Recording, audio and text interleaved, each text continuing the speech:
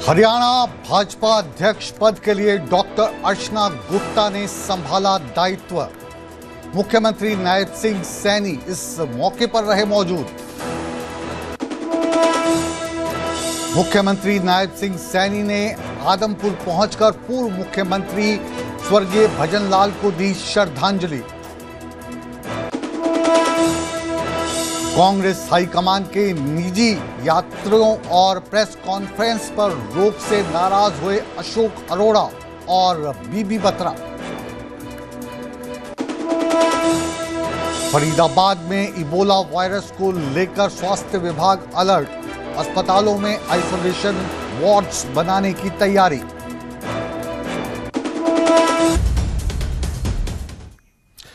नमस्कार, आप देख रहे हैं न्यूज 18 पंजाब हरियाणा हिमाचल। मैं हूं आपके साथ मुकेश राजपूत। हाजिर हूं Haryana Himachal prime time bulletin के साथ। बुलेटिन की शुरुआत करते हैं हरियाणा में भारतीय जनता पार्टी को मिली नई अध्यक्ष के साथ। आज डॉक्टर अर्चना गुप्ता ने अपना दायित्व संभाल लिया है। पंचकुला में भारतीय जनता पार्टी के पंचकमल दफ्तर में आज डॉक्टर अर्चना गुप्ता ने अपना अध्यक्ष का पदभार संभाल लिया है। इस मौके पर प्रदेश के मुख्यमंत्री नायब सिंह सैनी सहित मंत्रिमंडल के वरिष्ठ सदस्य और पार्टी के बड़े नेता मौजूद रहे। पूर्व प्रदेश अध्यक्ष मोहनलाल बडोली ने नई प्रदेश अध्यक्ष को पगड़ी पहनाकर सम्मानित किया। वहीं पर मुख्यमंत्री नायब सिंह सैनी ने डॉक्टर अर्चना गुप्ता को इस कुर्सी पर बिठाया।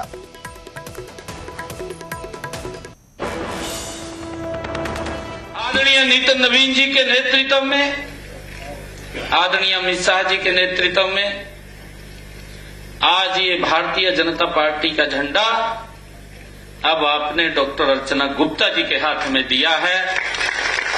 ये इस झंडे को लेकर के ये आगे बढ़ेगी और पीछे हम सब होंगे। मैं आज डॉक्टर अर्चना गुप्ता जी को मैं इस बात के लिए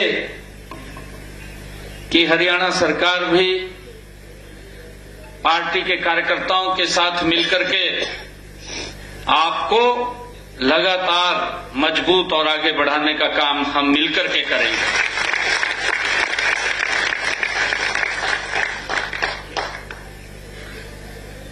और मुझे खुशी है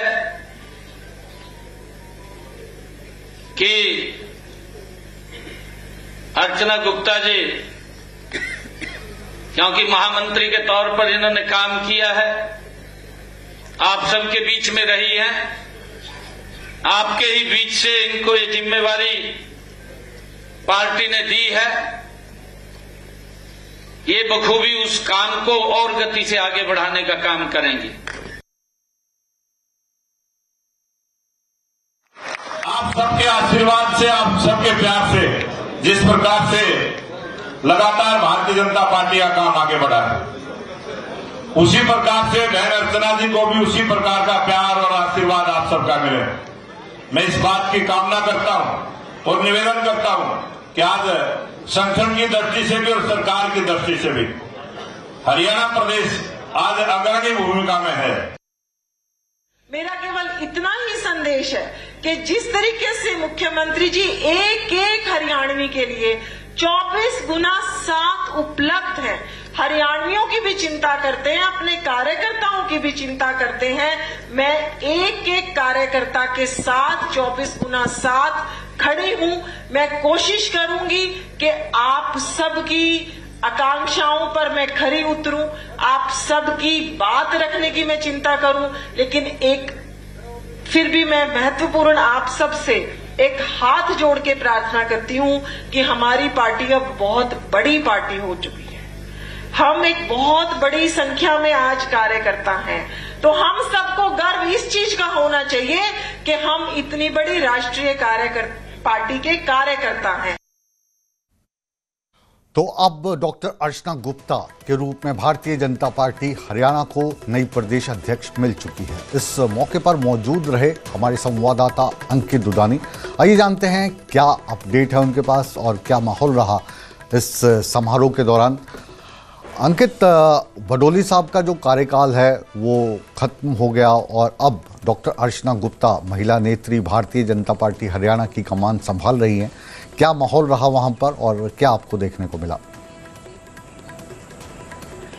बिल्कुल अति उत्साह कार्यकर्ताओं के अंदर था और बड़ी भारी संख्या के अंदर कार्यकर्ता वहां पहुंचे थे, क्योंकि मैसेज भी यही था कि बूथ लेवल का कार्यकर्ता भी इस समारोह के अंदर पहुंचे और कार्यकर्ता पहुंचे भी। और पहुंच करके जहां कार्यकर्ताओं ने एक बात रखने की अपनी भी बात रखी और नेता जो हैं, बड़े बड़े नेता वहां पहुंचे थे, उसमें चाहे ओपी धनखड़ की बात करें, उसमें चाहे जो सतीश पूनिया है प्रभारी उनकी बात करें, या राव इंद्रजीत सिंह जो कि अक्सर कार्यक्रमों में नहीं आते हैं, वो भी इस कार्यक्रम में पहुंचे थे। सुभाष बराला, रेखा शर्मा, कार्तिकेय शर्मा, सुभाष बराला, सारे जितने भी राज्यसभा के सदस्य हैं वो भी इस कार्यक्रम में पहुंचे थे। तो कहीं ना कहीं कार्यकर्ताओं के अंदर बड़ा भारी उत्साह दिखा और ऐसा ही डॉक्टर अर्चना गुप्ता ने दिखाया। उन्होंने कहा कि आज एक बड़ी जिम्मेदारी मेरे को मिली है, मैं उसे पूरा निभाने की कोशिश करूंगी, लेकिन किसी कार्यकर्ता को पद नहीं मिलता है, जिम्मेवारी नहीं मिलती है, तो भी वो कार्यकर्ता बनकर के काम करे। और यही पाठ लगभग सारे जो नेता जो मन से बोले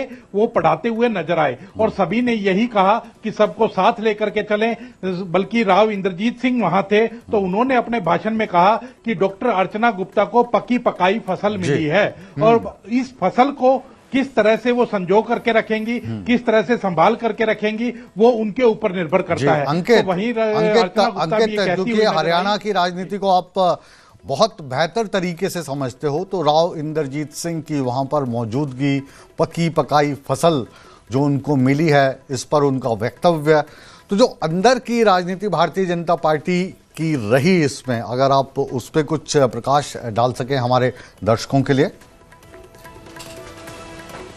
बिल्कुल, इसमें कोई दो राय नहीं है, क्योंकि मोहनलाल बडोली जो थे उनका कार्यकाल कह सकते हैं कि अभी पूरा नहीं हुआ था, क्योंकि भारतीय जनता पार्टी के अंदर अध्यक्ष का जो कार्यकाल होता है वो 3 वर्ष का होता है और उन्हें 685 दिन ही हुए थे और 685 दिन में उनको कहीं ना कहीं हटना पड़ा और पार्टी ने नए कार्यकर्ता को जिम्मेदारी दे दी। तो अब उसके अंदर क्या गेम है, क्योंकि अभी महिला सशक्तिकरण की बात पूरे देश भर में चल रही है। महिला सशक्तिकरण बिल जरूर संसद के अंदर गिर गया, लेकिन भारतीय जनता पार्टी इसको भुनाने की पूरी कोशिश कर रही है और उसी का एक प्रयास है कि अब हरियाणा के अंदर 43 साल के बाद कह सकते हैं कि डॉक्टर कमला वर्मा जो थी वो महिला अध्यक्ष थी हरियाणा में भारतीय जनता पार्टी की, और उसके बाद अब 43 साल के बाद जो डॉक्टर अर्चना गुप्ता को अब कमान दी गई है, तो वो कहीं ना कहीं फैक्टर जरूर काम किया है। महिला की जो अर्चना गुप्ता है वो प्रदेश महामंत्री जरूर थी और उनको भी कोई ज्यादा समय नहीं हुआ है पार्टी के अंदर कि उन्होंने कोई बहुत लंबा समय पार्टी के अंदर लगाया है। पिछले 10 वर्ष से ही वो पार्टी के अंदर है। 10 वर्ष से पहले वो पार्टी में नहीं थी, भारतीय जनता पार्टी में नहीं थी। 10 साल पहले आई, महिला अध्यक्ष बनी, जिला अध्यक्ष बनी, प्रदेश महामंत्री बनी और अब प्रदेश अध्यक्ष की कमान वो संभाल रही हैं। लेकिन तो मैं आपको याद करवा दूं कि जो डॉक्टर अर्चना गुप्ता हैं ये विश्व हिंदू परिषद में काम करती रही हैं, यानी जड़ों से जुड़ी हुई हैं। आप बने रहिए हमारे साथ, अगली खबर में फिर आपसे हम अपडेट लेंगे। बहरहाल अब रुख करते हैं अगली खबर का, और ये खबर हरियाणा के पूर्व मुख्यमंत्री भजन लाल से जुड़ी है। आज स्वर्गीय भजन लाल की 15वीं पुण्यतिथि है। इस अवसर पर हरियाणा के मुख्यमंत्री खास तौर पर उनके गांव पहुंचे और वहां पर जो भारी जनसमूह था उन्होंने श्रद्धा सुमन व्यक्त किए। इस अवसर पर भजन लाल के सपुत्र कुलदीप बिश्नोई भी मौजूद रहे और वहां पर जो जनसमूह था उन्होंने हरियाणा के पूर्व मुख्यमंत्री भजन लाल का जो योगदान हरियाणा बनाने में रहा है उसको याद किया। का दिल से धन्यवाद करता हूं कि वे स्पेशल समय निकालकर इतनी दूर सिर्फ चौधरी साहब को श्रद्धांजलि देने आए। ये हमारे लिए बहुत ही गौरव और सम्मान की बात है। और साथ ही आप आज इतनी भारी संख्या में स्वर्गीय युग पुरुष चौधरी भजन लाल जी को श्रद्धांजलि देने और हमें अपना साथ, सहयोग और आशीर्वाद देने आए, इसके लिए दिल की गहराइयों से मैं आप सबका भी आभार व्यक्त करता हूं। साथियों, आज कोई भाषण का कार्यक्रम नहीं था, सिर्फ चौधरी साहब को श्रद्धांजलि देनी थी। इसलिए इस वीडियो के माध्यम से आप सबका विनम्र और भावनात्मक आभार व्यक्त करता हूं। आज ये जनसभा मैंने देखा, यह सिर्फ एक भीड़ नहीं थी, यह प्यार था, विश्वास था और आशीर्वाद था। और सबसे बड़ी बात, चौधरी साहब के प्रति लोगों के दिल में बसे सम्मान का प्रमाण था। तो कुलदीप बिश्नोई को आप सुन रहे थे। अभी एक रोज पहले ही मुख्यमंत्री नायब सिंह सैनी इनके घर दिल्ली भी गए और परिवार से मुलाकात की, और आज सुबह खास तौर पर ये श्रद्धांजलि देने के लिए स्वर्गीय भजनलाल का जो श्रद्धांजलि समारोह था वहाँ भी पहुँचे। राजनीति की बात हो रही है और अब बात कांग्रेस की राजनीति की हम करने वाले हैं। आपने कल हमसे खबर सुनी कि कांग्रेस का जो आला कमान है उसने एक फरमान जारी किया है कि अब धरना, प्रदर्शन, प्रेस कॉन्फ्रेंस, राजनीतिक कार्यक्रम और जितने भी प्रकार के निजी कार्यक्रम हैं वो कोई कांग्रेस के नाम से नहीं कर सकता। इसके लिए कांग्रेस कमेटी की मंजूरी लेना ज़रूरी है। लेकिन ये जो फरमान सुनाया था कांग्रेस के प्रभारी बीके हरिप्रसाद ने, इस सभी नेताओं को नागवार गुजरा या नहीं गुजरा। लेकिन दो विधायक ऐसे हैं जिनको ये फरमान पसंद नहीं आया। क्यों नहीं पसंद आया ये भी हम उनसे जानने की कोशिश करेंगे। इनमें से एक हैं अशोक अरोड़ा और एक हैं बीबी बत्रा। इन्होंने कहा कि ये जो फरमान है थोड़ा ठीक से समझ नहीं आया।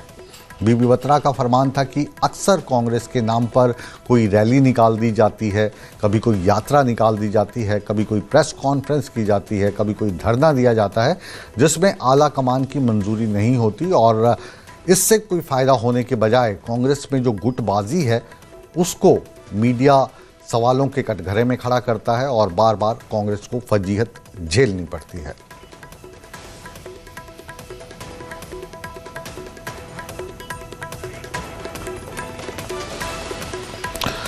तो इस फजीहत को किस तरीके से कांग्रेस कंट्रोल करने की कोशिश कर रही है, इस हमारे साथ अशोक अरोड़ा जी, वरिष्ठ नेता कांग्रेस के जुड़े हैं। अरोड़ा साहब, ये जो बीके हरिप्रसाद जी का फरमान है, हमने सुना है आपको पसंद नहीं आया, लेकिन हम सुनी सुनाई बातों पे यकीन नहीं करते, इसलिए हमने सीधा आपको लाइव नेटवर्क 18 पे जोड़ा है। नहीं, ऐसी बात नहीं है कि मुझे पसंद नहीं आया। पार्टी का आदेश होता है, पार्टी के काम कार्यकर्ता हैं, परंतु मैंने उसमें एक ही बात कही है कि पार्टी में अनुशासन जरूरी है जी। परंतु कई बार ऐसे इश्यूज है के सामने, सांसद के सामने आ जाते हैं जो करंट होते हैं। कोई घटना घट जाती है, उस पर करंट निर्णय लेने पड़ते हैं, कोई प्रेस कॉन्फ्रेंस करंट करनी पड़ जाती है। तो ऐसे में मुझे लगता है कि इसमें उसकी जो लैंग्वेज है उसमें थोड़ा सुधार होना चाहिए। बाकी पार्टी का जो फैसला है उसके तो हम सब मानते हैं। एक जो बार बार जब भी हम प्रेस के लोग हैं बात करते हैं तो उसमें कांग्रेस का कोई और वीक पॉइंट मिले ना मिले, अभी कांग्रेस भाजपा के साथ किस तरीके से विपक्ष का रोल निभा रही है, ये सवाल उठे ना उठे, लेकिन जब चौधरी बीरेंद्र यात्रा निकालते हैं तो उसको उनकी पर्सनल यात्रा बता दिया जाता है। उसके बाद जब राहुल गांधी उसके समापन समारोह में आते हैं तब हुड्डा साहब वहाँ पे पहुँचते हैं, और कभी रणदीप सुरजेवाला प्रेस कॉन्फ्रेंस करते हैं तो उसका ज्ञान हुड्डा साहब को नहीं होता, हुड्डा साहब कुछ कर रहे हैं तो उसका कुमारी शैलजा को नहीं होता, अशोक अरोड़ा कुछ कर रहे हैं तो उसका बीबी बत्रा को पता नहीं होता।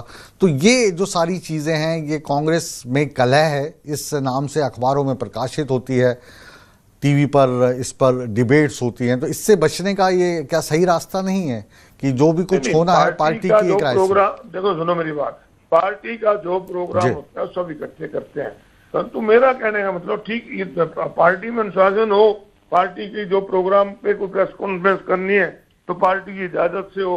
परंतु मेरा एक मानना है कि कई बार ऐसे इशू आ जाते हैं जिसपे मौके पे ही कुछ निर्णय लेने होते हैं, तो उसमें इसमें थोड़ा सुधार होना चाहिए।